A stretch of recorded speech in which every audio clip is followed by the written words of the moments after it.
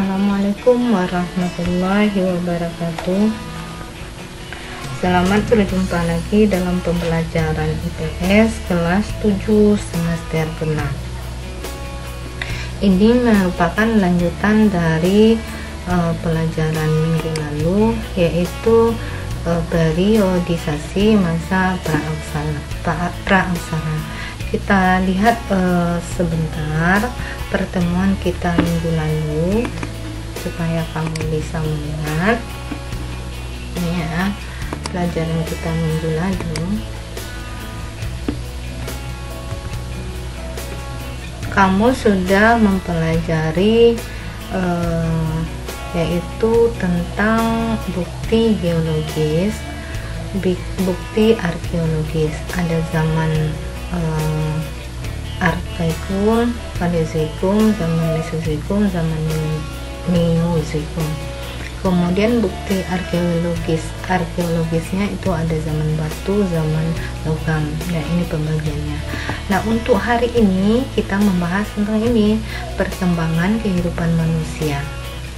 Ada masa berburu tingkat sederhana, kemudian lanjut, dan masa bercocok tanam, juga masa perundagian. Nah, ini untuk kita bahas pada pertemuan kali ini. Kita kembali ke yang tadi ya.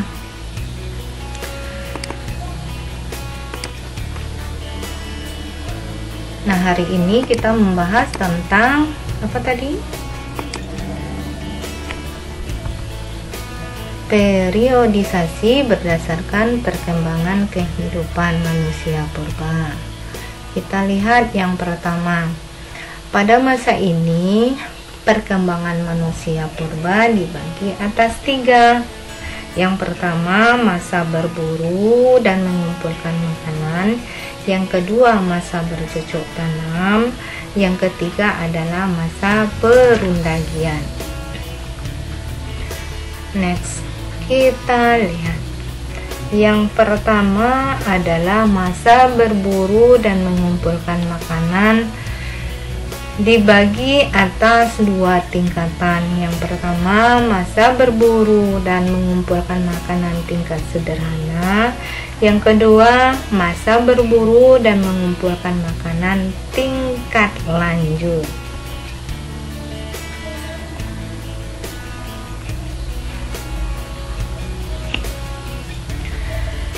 Masa berburu dan mengumpulkan makanan tingkat sederhana diperkirakan hidup di masa Paleozoikum.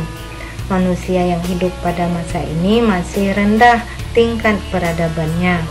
Mereka hidup mengembara, pindah dari tempat yang satu ke tempat yang lain sebagai pemburu binatang dan penangkap ikan, dan juga meramu, yaitu mencari dan mengumpulkan makanan. Kita lihat kehidupan ekonomi manusia purba pada waktu itu ya. Manusia purba sangat bergantung kepada alam. Mereka memenuhi kebutuhan makannya dengan cara berburu dan meramu. Kemudian kehidupan sosialnya. Mereka hidup tidak menetap, artinya berpindah-pindah atau nomaden. Tempat yang mereka pilih adalah yang dekat dengan sumber air, padang rumput, dan semak belukar, juga di pinggir pantai. Kenapa dia memilih di semak belukar? Karena sering dilalui oleh binatang buruannya, karena mereka masih berburu.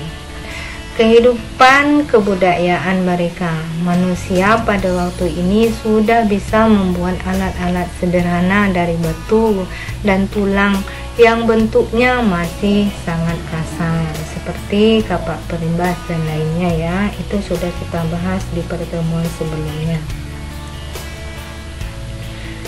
Yang kedua adalah masa berburu dan mengumpulkan makanan tingkat lanjut.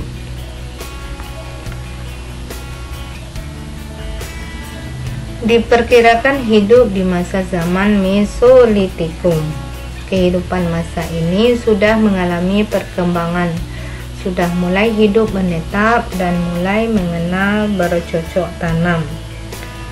Kegiatan-kegiatan manusia yang menghasilkan sesuatu yaitu belum dicapai pada masa sebelumnya, seperti lukisan dinding gua atau dinding karang.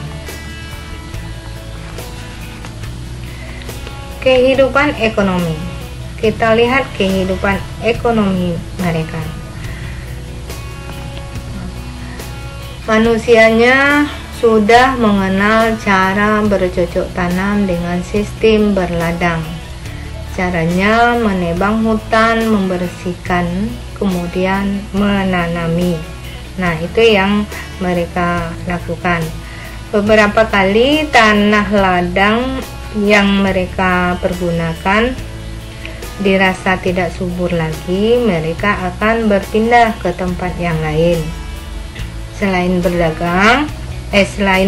berladang, mereka juga memelihara dan mengembangbiakkan binatang. Tuh. Kemudian kehidupan sosial. Kita lihat kehidupan sosial manusia pada waktu ini adalah sudah mengalami perubahan, yakni dari hidup berkelompok mulai hidup menetap dengan memilih gua sebagai tempat tinggalnya. Ingatkah kamu apa nama gua yang ditempati oleh manusia purba? Masih ingat? Yaitu apa? Abresos-rites. Kehidupan kebudayaannya. Selama tinggal di gua, mereka mulai melukis sesuatu di dinding gua dengan cara menggores pada dinding dengan mewarnai, memberi warna merah, hitam, putih. Nah, bentuknya ada berupa gambar tangan binatang atau bentuk yang lainnya. Lukisan dinding gua menandakan berkembangnya kepercayaan manusia pada masa itu. Misalnya lukisan cap tangan dengan latar belakang warna merah mengandung arti kekuatan perlindungan untuk mencegah roh jahat, dan cap-cap tangan yang jarinya tidak lengkap dianggap sebagai tanda berkabung. Nah, itu simbol-simbolnya ya bagi mereka, bahwa mereka sudah mengenal kepercayaan.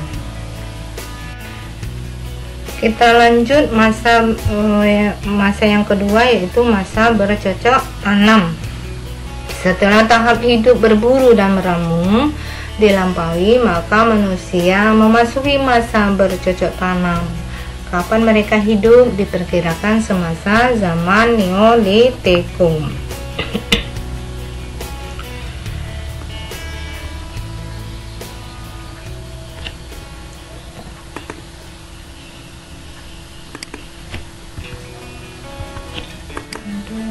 Manusia sudah memiliki kemampuan mengolah alam untuk memenuhi kebutuhan hidup dengan bercocok tanam dan mengembangbiakkan binatang ternak. Mereka tidak lagi hidup berpindah-pindah karena persediaan makanan sudah tercukupi. Nah, ini masa bercocok tanam. Kita lihat kehidupan ekonominya. Kehidupan ekonomi manusia purba pada masa ini, mereka tidak lagi sepenuhnya bergantung kepada alam, karena manusia sudah mampu mengolah alam untuk memenuhi kebutuhan hidupnya. Dan manusia purba yang hidup pada masa ini, mereka sudah mulai melakukan kegiatan perdagangan yang sifatnya barter. Barter itu apa? Yaitu pertukaran barang dengan barang. Barang apa yang mereka tukarkan? Yaitu hasil dari bercocok tanam mereka, kemudian hasil kerajinan tangan mereka, kemudian hasil laut yang mereka ambil. Misalnya ikan laut yang sudah dikeringkan, karena manusia purba yang hidup itu ada yang bertempat tinggal di pegunungan dan ada juga yang memilih hidup di pinggir pantai.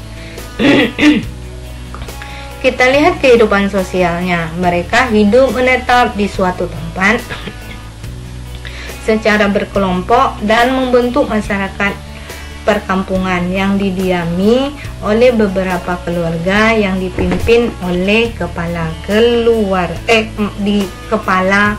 kampung. Nah, siapa pemimpinnya? Yaitu kepala kampung. Kepala kampung merupakan tokoh yang disegani dan dihormati, dan juga ditaati oleh penduduk kampung tersebut. Maka dia dipilih sebagai kepala kampung. Next, kita lanjut.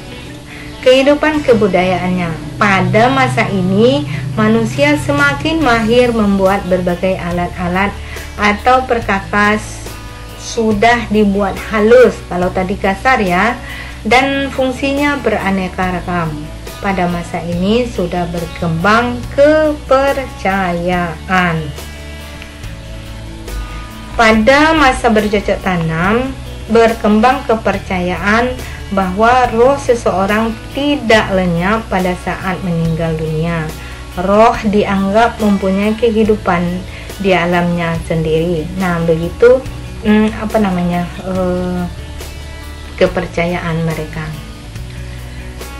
Dan pada masa ini berkembang pula tradisi pendirian bangunan-bangunan megalitikum atau bangunan besar dari batu. Ini juga sudah kita bahas pada pertemuan sebelumnya ya.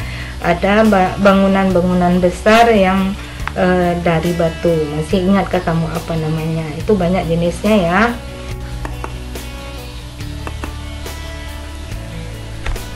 Kita lanjut ke masa yang ketiga, yaitu masa perundagian. Masa ini adalah masa terakhir praaksara di Indonesia. Kapan waktunya itu? Diperkirakan hidup semasa zaman perunggu.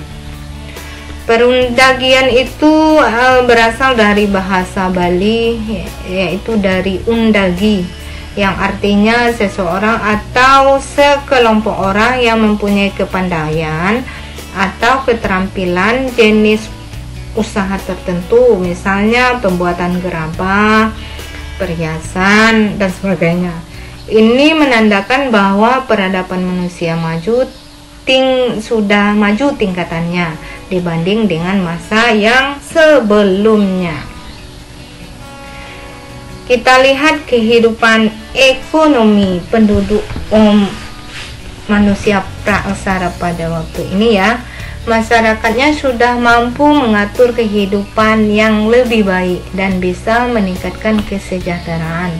Pada masa ini, perdagangan masih bersifat barter, namun telah menjangkau tempat-tempat yang jauh. Tempat-tempat yang jauh itu misalnya antar pulau. Barang-barang yang dipertukarkan semakin beragam, seperti alat pertanian, kemudian perlengkapan upacara, dan hasil kerajinan. Nah, itu bentuk perekonomiannya ya. Kegiatan perdagangan antar pulau pada masa perundagian dibuktikan dengan ditemukannya negara di Selayar dan Kepulauan Kei yang dihiasi gambar-gambar binatang seperti gajah, perak, dan harimau. Nah, gitu ya. Itu perdagangannya sudah mulai berkembang antar pulau. Kita lihat kehidupan sosialnya. Mereka hidup menetap di perkampungan yang lebih besar dan lebih teratur. Kalau tadi hanya kepala kampung yang mengepalai, sekarang udah mulai berkembang ya. Perkampungan ini terbentuk dari bersatunya beberapa kampung hingga jumlah kelompok penduduknya lebih banyak. Dalam tata kehidupan yang sudah teratur, kemudian berburu binatang liar seperti harimau dan kijang masih tetap dilakukan. Perburuan ini selain untuk menambah mata pencarian, juga dimaksudkan untuk menunjukkan tingkat keberanian dan kegagahan dalam suatu lingkungan masyarakat. Nah, itu kehidupan sosialnya. Kalau kehidupan kebudayaannya, pada masa ini manusia sudah mahir membuat berbagai peralatan atau perkakas. Alat-alat yang dihasilkan terbuat dari logam yang digunakan untuk bertani, bertukang, kemudian peralatan rumah tangga, perhiasan, dan sebagai alat pemujaan.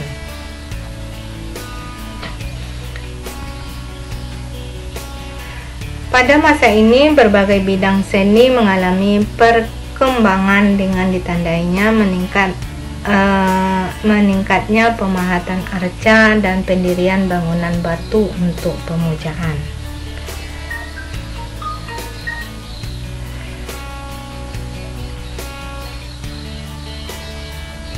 Nah, kesimpulannya adalah perkembangan kehidupan manusia dari masa ke masa semakin meningkat sampai saat ini dan bahkan untuk seterusnya.